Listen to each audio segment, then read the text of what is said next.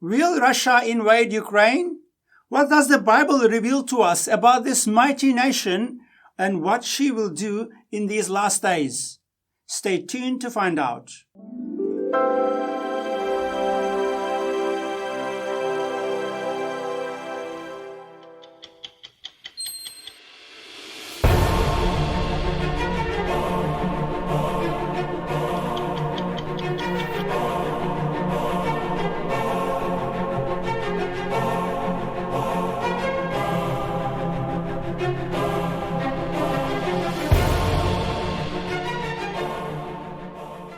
Welcome to this episode. I am Marco Kiroglu from Countdown to Christ Ministries. If you have not done so, please subscribe to our channel, like, share, and comment on our videos. And if you have been around for a while in our channel and if our ministry has been a blessing to you, please partner with us and support us with your donations so that we may continue this great ministry. To do so, please go to our website, donate page on our website, www.countdowntochrist.com/donate. And in that page, you will find all the necessary information. Now let's get to Russia in Bible prophecy. Now in the Western world, majority of people are not very well informed regarding this mighty nation of Russia. Where did they come from? Who are they really? What is their history? And what does the Bible say about them? What will they be doing in the last days on earth? Some people claim that the Antichrist will come out of Russia. Some others claim that Russia will be God's instrument of great revivals in the last days on earth. Let's look at the Bible. Let's see what the Bible says about this mighty nation. You know, Russians are actually a combination of many nations. But if I go even further to the very early days, Russians, Turks, Armenians are defined as the children of Japhet. Now, Japhet was one of the three sons of Noah. Most Bible prophecy experts will agree that Russia, Turkey, Armenia, and the Istans are all actually one big family. They are the children of Japhet. Now, the children of Shem settled in the Middle East. Children of Ham settled in Africa. Children of Japhet went further north and settled in the northern lands. And among the children of Japhet, I will just take you to Genesis chapter 10, and I will read to you, just for an interest's sake, I will read to you the exact names of the children of Japhet. And then I will come back and read to you some of this prophecies regarding the nation of Russia. And you will see this amazing, perfect match. Children of Japhet, the sons of Japhet were Gomer, Magog. I'm reading from Genesis chapter 10, verse 2. They were Gomer, Magog, Madai, Yavan, Tubal, Meshech, Tiras. And the sons of Gomer were Ashkenaz, Ripta, Tegoma. The sons of Yavan were Elisha, Tarshish, Kittim, Dodanim. And from these the coastland peoples of Gentiles were separated into their lands, and everyone according to his language, according to their families, and according to their nations. Now, this was a list of names of the children of Japhet, which most Bible prophecy experts and scholars of Bible prophecy will agree that these are the people who actually are the grandfathers of the European nations, or in other words, Caucasian people. Caucasians are actually the children of Japhet. Now I'm taking you straight to Ezekiel 38. When we go to Ezekiel 38, I'm going to read again the nations that will come against the nation of Israel under the leadership of a Russian prince. And these are the nations. Gog, from the land of Magog, prince of Rosh. He will bring together Meshech and Tubal. And together with Meshech and Tubal, Persia and Ethiopia and Libya is joining them. Then Gomer, and with all her house, Tegorma will join them. Now you see the same names except Persia and Ethiopia and Libya added there. So we know that Russia definitely sits right in this epicenter, right in the throne of the prophecy of Ezekiel 38. Russia is dominating the platform in Ezekiel 38 and 39. Russia is definitely in Bible prophecy. But Russia is not alone there. Russia is there with a horde of nations which are going to actually come under the leadership of Russian prince, whomever that prince may be. Maybe it will be Putin, and maybe it will just happen in a matter of months or maybe 1 or 2 years' time. This prophecy will be fulfilled. And in that case, today's Russia and today's Russian leader will be Gog and Magog. It can very well be. Scenario is actually very suitable for that currently. But now, who are the other nations? Now, that's where the question of Ukraine comes into the picture.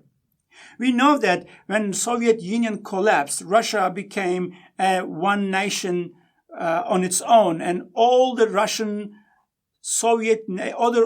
other Soviet nations, who were they? They were mainly Eurasian nations. Again, I'm referring back to the concept of Eurasia. Eurasia is Eastern Europe and Western Asia. In South Africa and in America, most people are probably not even aware of this phrase.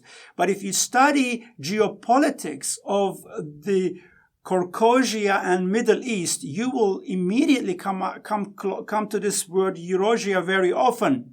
Eurasia defines this geopolitical cluster of nations in the Eastern Europe and Western Asia who are not only geopolitically connected, but who are also ethnically connected by being direct descendants of Japhet, as I just showed you from Genesis 10 and also from Ezekiel 38. So when we look at Eurasia, what we find there? We find all these Eastern European nations. Definitely, Ukraine is a big one of them. Ukraine is one of the most important members of the Eurasian countries. Russia cannot let Ukraine slip through her fingers. Now, Russia will not let NATO take Ukraine either.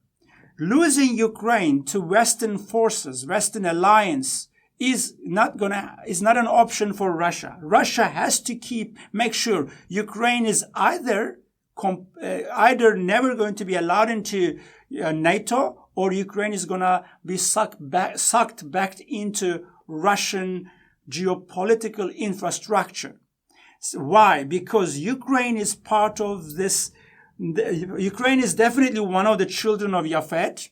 But also, Ukraine has been a part and parcel of the Caucasian geopolitical alliance for nearly 1,000 years.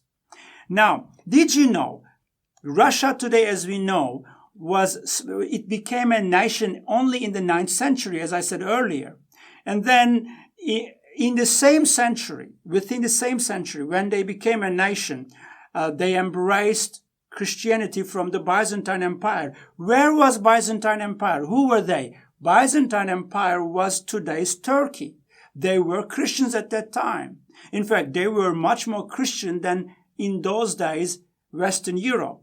And Byzantinians gave the Russians the Orthodox religion that they still hold on today.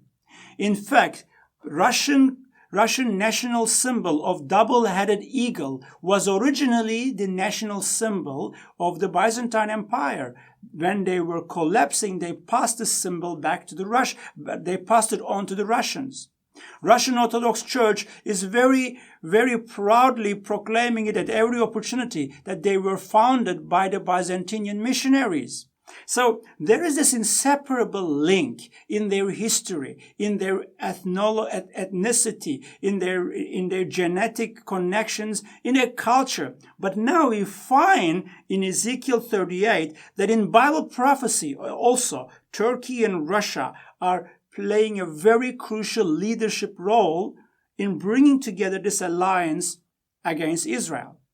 And now, as I said, Ukraine comes into the picture also. Ukraine has to be part of this alliance. Why? Because Ukraine is here part of Meshech, Tubal, and Rosh. Ukraine currently, because of the recent last two decades of Western influence, some political forces in Ukraine wants to separate Ukraine permanently from Russian influence and make it part of NATO. But Russia is not going to let it happen. Russia is going to go to war if necessary to make sure that Ukraine does not become part of the European Union. But Ukraine comes back to the Russian alliance. Have you noticed in the last couple of weeks, we have seen how Kazakhstan became again a willing member of Russian geopolitical alliance in the region. There was this riots in Kazakhstan, and the Kazakhstan president, one of the first things he did was to reach out to Putin, president of Russia, and ask him for military assistance. And that wasn't just helping him out of goodwill, that was re-cementing their firm foundation as eternally linked nations.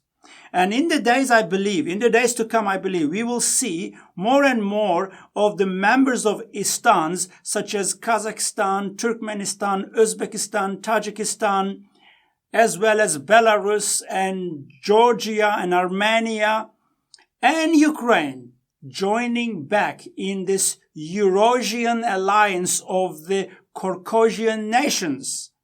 Eurasian alliance of the Caucasian nations. Now, what you see in Ezekiel 38 is a Eurasian is Eastern Europe, Western Asia. That's Eurasia. Eurasian. Caucasian means Caucasian race, the children of Japhet. Eurasian alliance of Caucasian nations. That's what you find in Ezekiel 38. This alliance is going to get stronger and stronger. It will get so strong, and I believe it will be Turkey that will pull Iran and Ethiopia and Libya into this alliance because of the Islamic connection. Also, Russia has a good appetite for cooperation with Muslim nations. So Muslims also will come in, but only we are seeing a very few of non-Japhet children Muslim nations there. But there is another question regarding the nation of Germany. There are some Bible prophecy teachers out there, simply because Gomer linguistically sounds like Germany, they argue that Gomer will probably be Germany. To me, that is a very weak argument. I don't see substance behind that. What I see when I look at this, Eastern European, Western Asian, Caucasian nations who are direct descendants of Japhet clubbing together against Shem, against Israel. So, Russia is definitely in Bible prophecy, and I believe Russia is gonna take Ukraine. Ukraine will be part of Ezekiel 38 alliance. Even if they are not willing to do that, their big brother Russia will bring them into the fold. That's my perspective on Russia in Bible prophecy. Keep your eyes on Jesus. God bless you, and goodbye.